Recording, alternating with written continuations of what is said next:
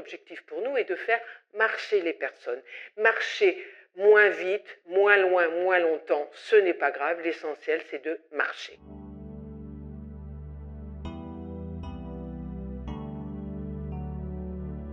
Le comité est à disposition des clubs dans le cadre de leur activité, à la fois du coup pour les accompagner dans le cadre de leur développement, les soutenir dans le cadre de leur action, relayer leur programme d'activité, participer à la formation de leurs encadrants. Toutes ces actions-là sont mises en place par le comité FF Randonnée Isère. C'est un club qui est ouvert à tous, pas rien qu'aux Vésillois. Chacun apporte sa valeur ajoutée et c'est vraiment une richesse qui est partagée. Il faut toujours prendre du plaisir et donner du plaisir aux autres. Ça peut être pendant 1 heure, 2 heures, comme ça peut être une demi-journée, comme ça peut être une journée complète. Je me suis mis au club et je ne regrette pas parce que c'est ma seconde famille, comme je dis. Ça donne envie de revenir, de revoir ses collègues et de partager des valeurs communes.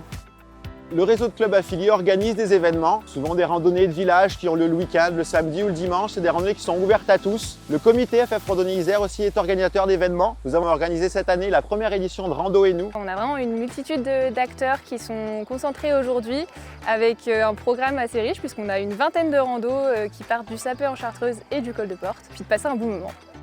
Nous avons aussi un événement phare qui s'appelle Rando pour tous, qui a lieu chaque année sur la commune de Paladru. Depuis une 15aine d'éditions cette année, l'idée est simple, personnes valides et personnes porteuses de handicap randonnent ensemble, côte à côte, pour partager des moments forts et favoriser la convivialité. Le comité FF Randonnée Isère forme à l'encadrement des randonnées afin que ces personnes-là soient outillées et connaissent entre guillemets les gestes à mener en cas de petits pépins, en cas de malaise ou tout autre événement qui pourrait survenir lors d'une randonnée. Nous avons des formateurs qui forment des animateurs, qui forment des baliseurs. Il y a un enjeu énorme à former. En fait, il y a de plus en plus de gens en montagne aujourd'hui, des gens qui viennent s'y ressourcer. Nous, on ne pourra jamais aller parler avec tout le monde. Donc du coup, d'avoir un partenariat fort avec vous pour nous permettre de faire monter en compétences les ambassadeurs, que sont vos accompagnateurs de club ou bénévoles, qui vont parce qu'ils sont compétents, parce qu'ils sont formés pour pouvoir véhiculer ces messages-là auprès des groupes qu'ils accompagnent. C'est une porte d'entrée importante.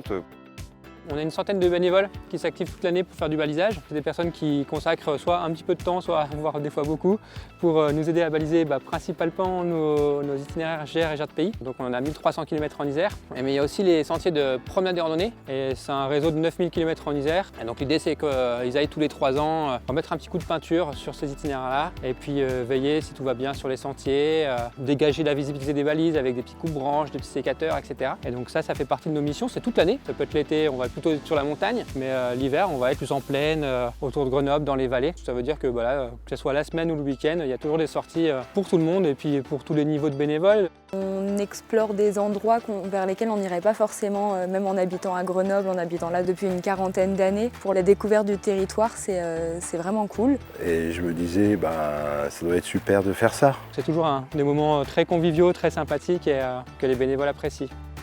L'une des autres missions du comité, ça va être la promotion des itinéraires. Ça passe par la promotion numérique, mais aussi la promotion papier. On se doit de tenir à jour les éditions que l'on développe sur le territoire d'Isère et développer aussi d'autres éditions sur des territoires bien précis. Donc en Isère, on a 10 topoguides, que ce soit GR, GR de pays ou PR. Pour mettre à jour ces topoguides, on va faire de la collecte. On va aller sur le terrain avec une grille et un GPS. On va aller prendre la trace GPS d'un itinéraire qui est déjà prédéfini. Du coup, ensuite, on récupère la donnée au bureau, on va l'analyser, la traiter sur notre base de données fédérale, qui ensuite nous permet de créer l'itinéraire et de mettre en page les topoguides une fois que c'est fini.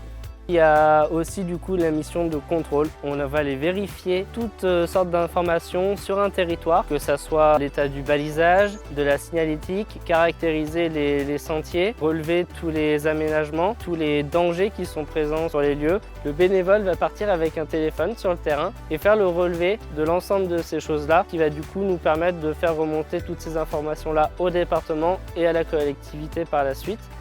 Nous sommes un comité directeur de la Fédération française de randonnée. On fonctionne avec des salariés et on fonctionne avec des bénévoles. Nous avons 41 clubs affiliés à la FF Randonnée, ce qui nous fait 3400 adhérents. Le comité se réunit 4 fois par an et entre deux, il y a des bureaux. Et puis, on anime toute cette bonne équipe grâce aux bénévoles, grâce aux clubs. N'hésitez surtout pas à venir nous accompagner, venir voir ce qui s'y passe et venir participer, partager nos beaux événements.